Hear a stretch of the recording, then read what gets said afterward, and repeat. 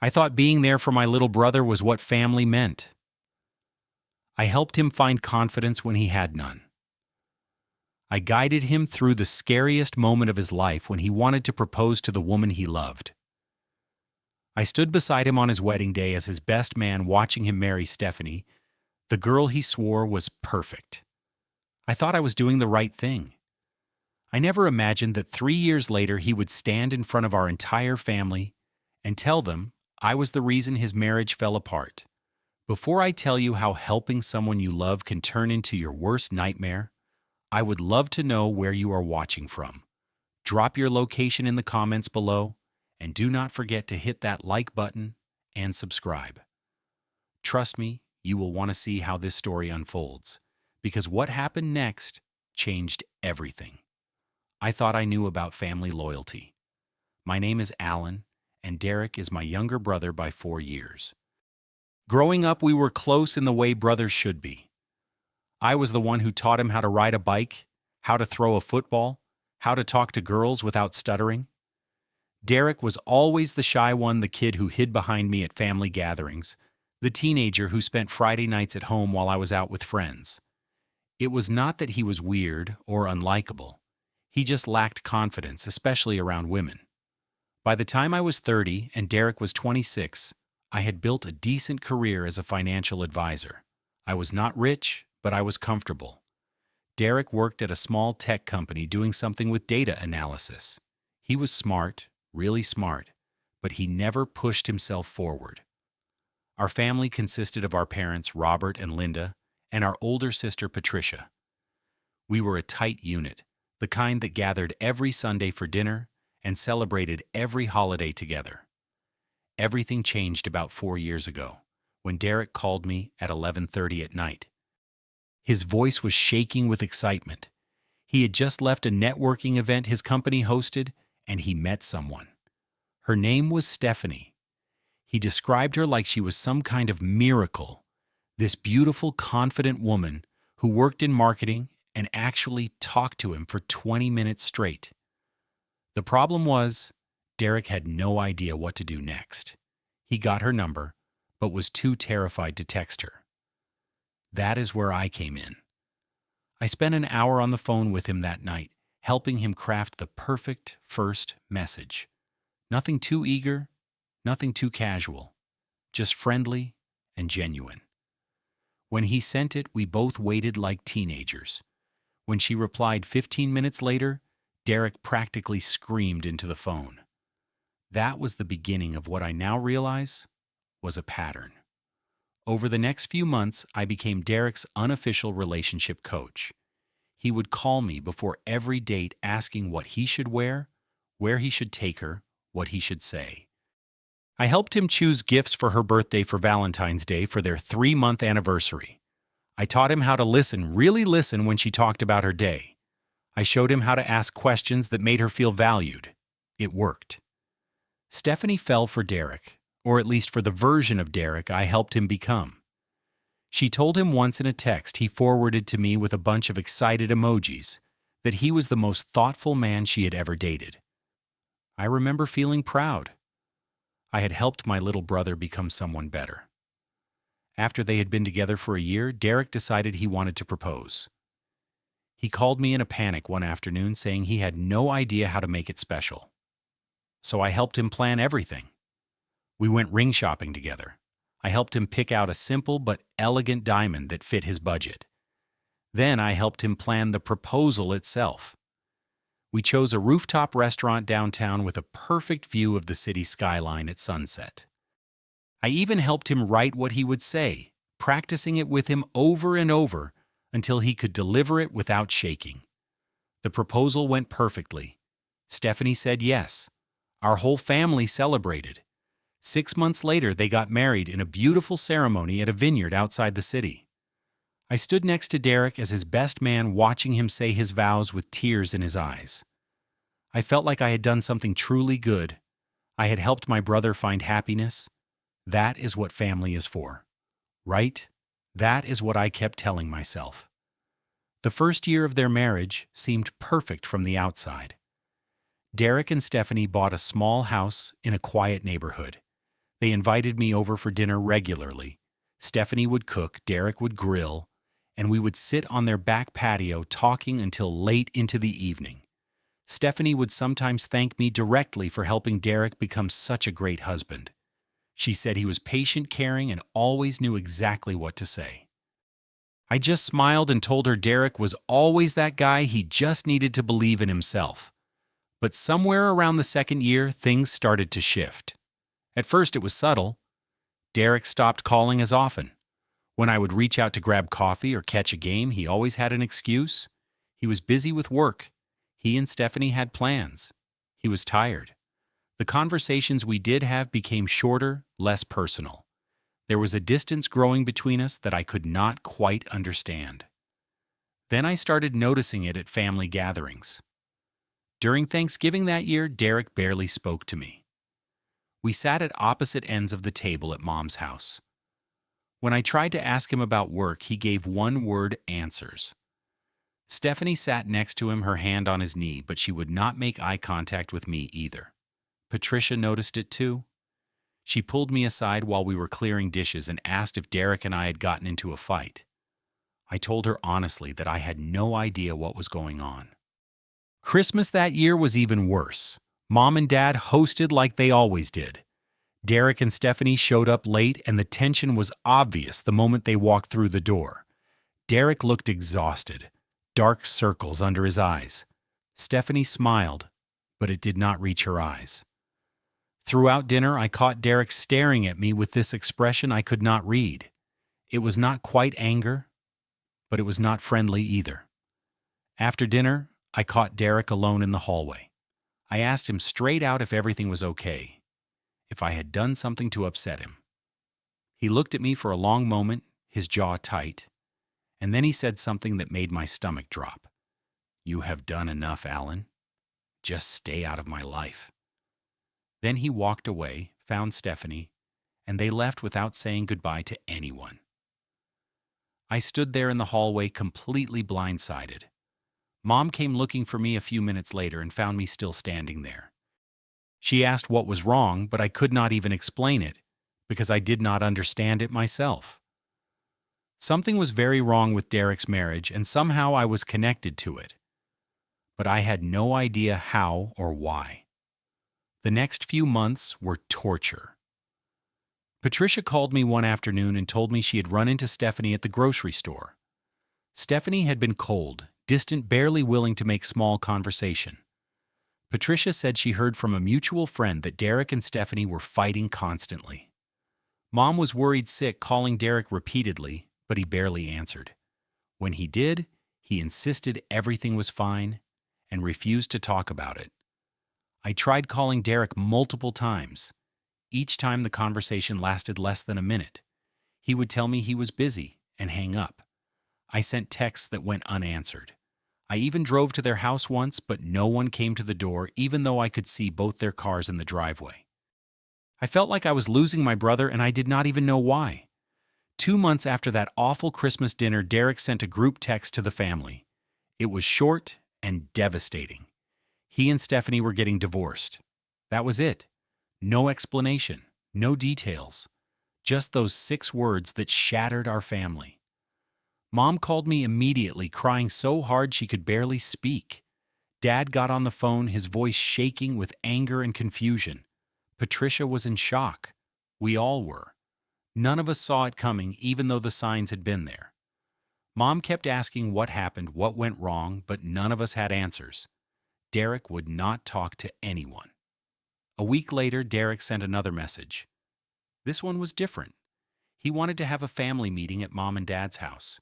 He said it was important that there were things we needed to know.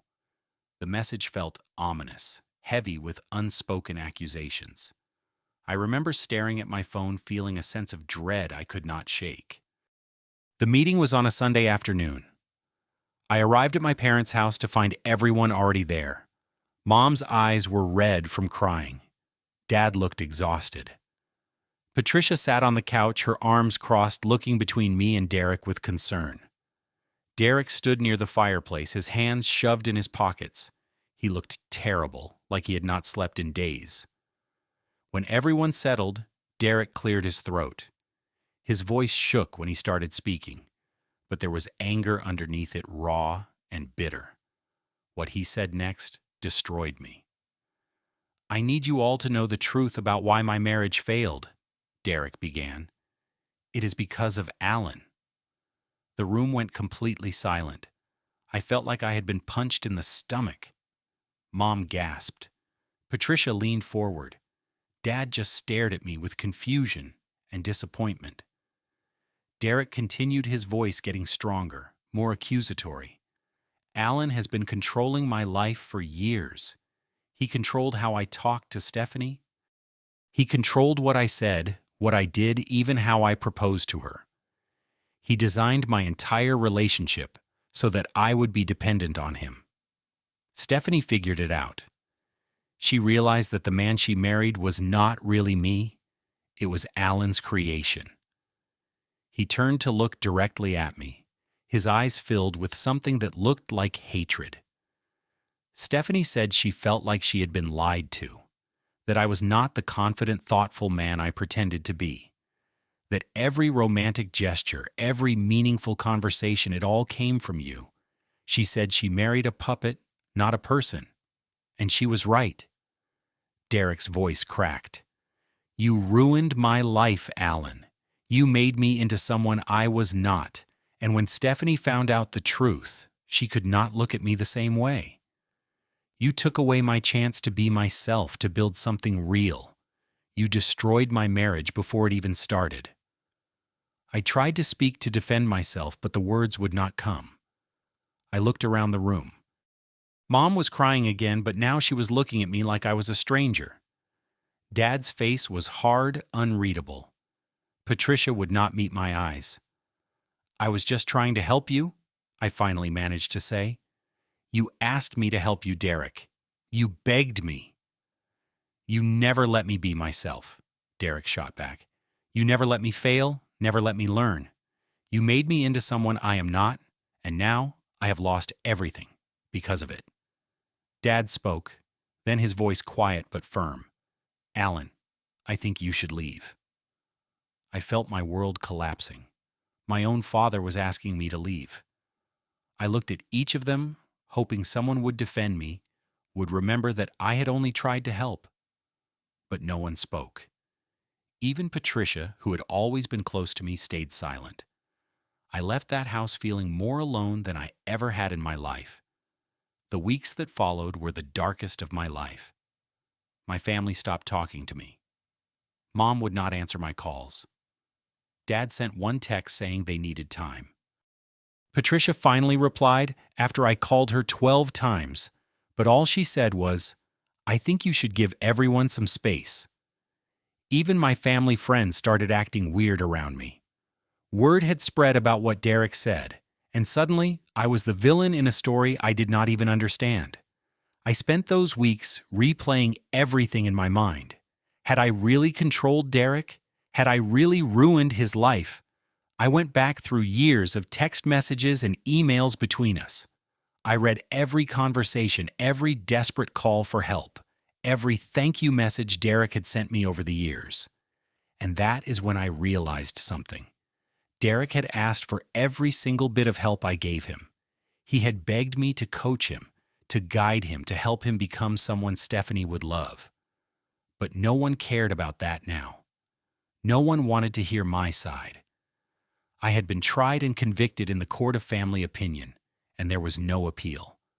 I lost weight. I could not sleep.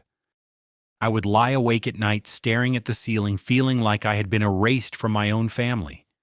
The loneliness was crushing, but slowly buried underneath all that pain and confusion, anger started to grow. Not just anger at Derek for lying, but anger at myself for accepting this blame without fighting back. That is when I decided I was not going down without a fight. I spent an entire week gathering evidence. I went through every text message, every email, every voicemail Derek had ever sent me. I took screenshots of everything. Messages where Derek begged me to help him with Stephanie. Emails where he thanked me for making him a better man. Texts where he said things like, "I could never have done this without you, bro." And Stephanie is perfect because you helped me become better. I organized everything chronologically in a document with dates, times, and context. I included messages Derek had sent me about arguments he had with Stephanie, problems in their marriage that had nothing to do with me. I even found texts where Derek complained about Stephanie's success, making him feel inadequate, where he admitted he was jealous of her career advancement. Then I did something I never thought I would do. I reached out to Stephanie. I sent her an email explaining that I understood she and Derek were going through something painful, but that I needed to know the truth about what she had actually said. I told her Derek claimed she blamed me for their marriage failing, and I needed to know if that was accurate. She called me 2 days later. Her voice was tired, but kind. "Alan, I never blamed you," she said. "I do not know why Derek told your family that. The problems in our marriage had nothing to do with you." She explained that after they got married, Derek changed. He became lazy, stopped trying at work, stopped putting effort into their relationship. He started resenting her success, making snide comments about her promotions, while he stayed in the same position. When she suggested couples counseling, he refused. When she asked him to go to therapy alone, he got defensive.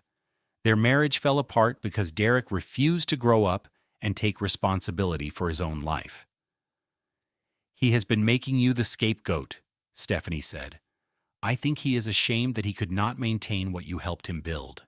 But that is not your fault, Alan. You gave him tools. He chose not to use them." I recorded that phone call with her permission.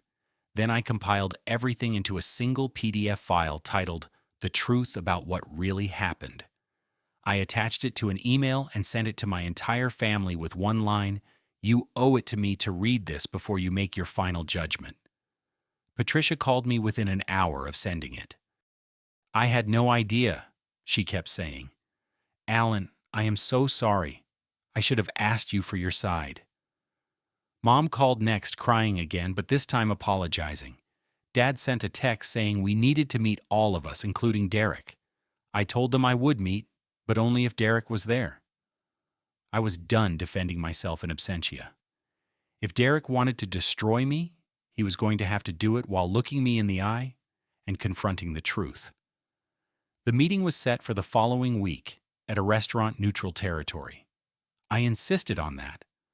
I was not stepping foot in my parents' house until my name was cleared. When I arrived, everyone was already there.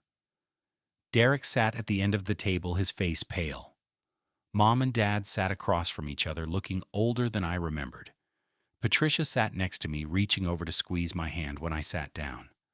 I brought my laptop and printed copies of everything. I did not wait for anyone else to speak. I opened my laptop and started presenting the evidence. I showed them the text messages where Derek begged me to help him talk to Stephanie. I showed them the emails where he thanked me profusely for helping him become a better man. I showed them the timeline of their relationship and every instance where Derek initiated contact with me for advice. I showed them messages where Derek himself admitted his marriage problems had nothing to do with my help years ago, but with his own insecurity and jealousy over Stephanie's success. Then I played the recording of my conversation with Stephanie. Derek's face went from pale to gray. His hands shook on the table. When Stephanie's voice came through the laptop speakers saying Alan never did anything wrong, Derek has been making him the scapegoat because he is ashamed. Mom made a sound like she had been stabbed. Dad turned to look at Derek with an expression I had never seen before. Pure disappointment. "Is this true?" Dad asked quietly. "Did you lie to us about your brother?" Derek tried to speak, but nothing came out at first. Then slowly, the truth started spilling out. His voice broke as he admitted everything. Yes, he had lied. Yes, he had blamed me because he was too ashamed to admit he failed. Yes, he destroyed his own marriage through laziness and insecurity and refused to take responsibility for it. Blaming me was easier than looking in the mirror. I could not admit I was not good enough, Derek sobbed. I could not tell everyone that I messed up, that I let Stephanie down, that I was jealous of her success.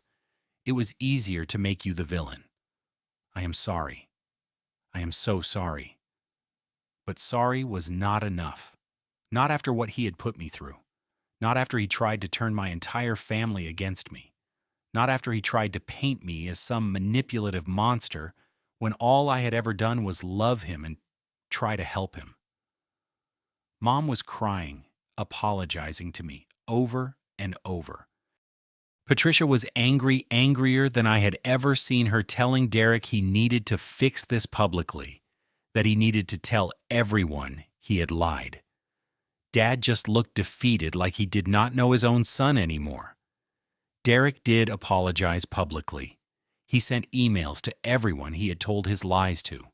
He admitted to the family that he had fabricated the story about me ruining his marriage.